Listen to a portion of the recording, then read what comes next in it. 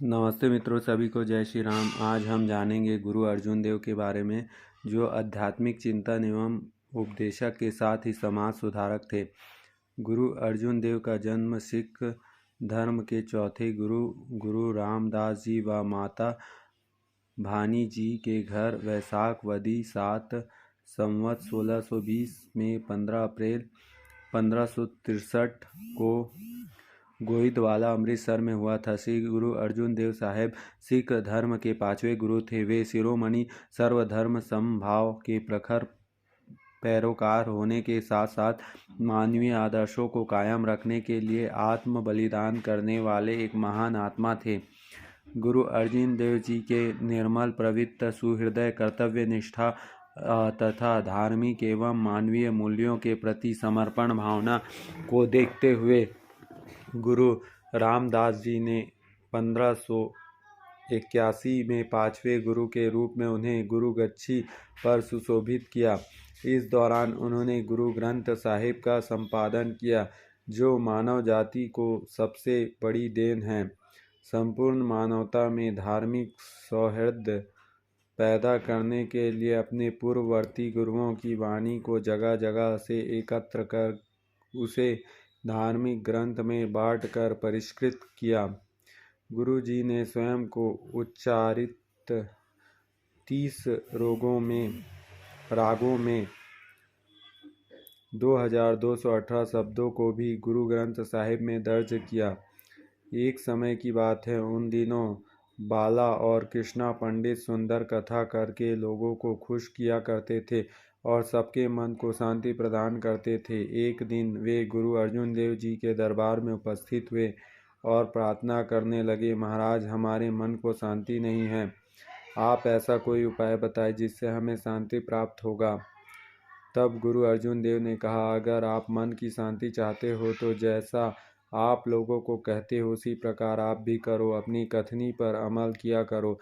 परमात्मा को संग जानकर उसे याद रखा करो। अगर आप सिर्फ धन इकट्ठा करने के लालच से कथा करोगे तो आपके मन को शांति कदापि प्राप्त नहीं होगा,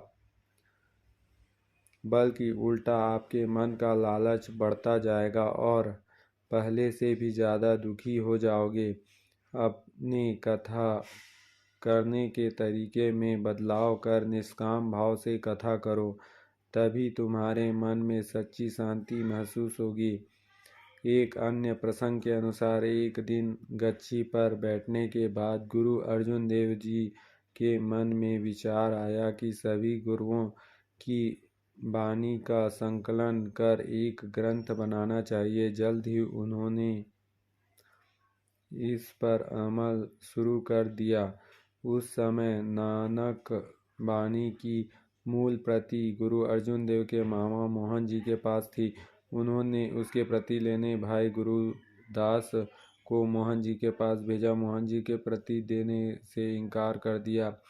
इसके बाद भाई बुढ़ा गए थे, वे भी खाली हाथ लौट आए। तब गुरु अर्जुन देव स्वयं उनके घर पहुंच गए।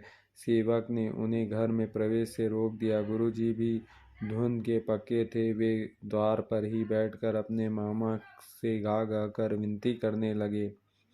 एक अन्य प्रसंग के अनुसार एक दिन गच्छी पर बैठने के गुरु अर्जुन देव जी के मन में विचार आया कि सभी गुरुओं की वाणी का संकलन कर एक ग्रंथ बनाना चाहिए।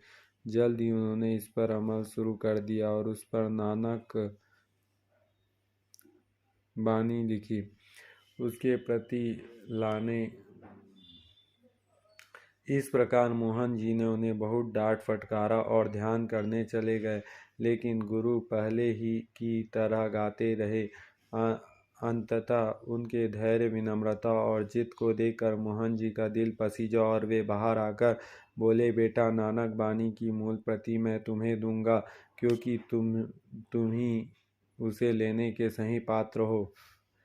इसके बाद गुरु अर्जुन ने सभी गुरुओं की वाणी और अन्य धर्मों के संतों के भजनों का संकलित कर एक ग्रंथ बनाया, जिसका नाम रखा ग्रंथ साहिब, और उसे हर मंदिर में स्थापित करवाया। आपके ऐसे पवित्र वचनों से दुनिया का उपदेश देने वाले गुरु जी का मात्र 43 वर्ष का जीवन काल अत्यंत प्रेरणादायी रहा। सती प्रथा जैसी सामाजिक कुरीतियों के खिलाफ भी वे डट कर खड़े रहे। वे अध्यात्म चिंतन एवं उपदेशक के साथ ही समाज सुधारक भी थे। गुरु अर्जुन देव जी ने तेरा किया मीठा लागे, हरि नाम पदारथ नानक मांगे शब्द का उच्चारण करते हुए सन 1606 में अमर शहीद प्राप्त की। अपने जीवन काल में गुरु जी ने धर्म के नाम पर आडंबरों और अंधविश्वासों पर कड़ा प्रहार किया। आध्यात्मिक जगत में गुरु जी का सर्वोच्च स्थान प्राप्त किया। जय श्री राम। मतलब जो परम पद होता है वो प्राप्त किया। जय श्री राम।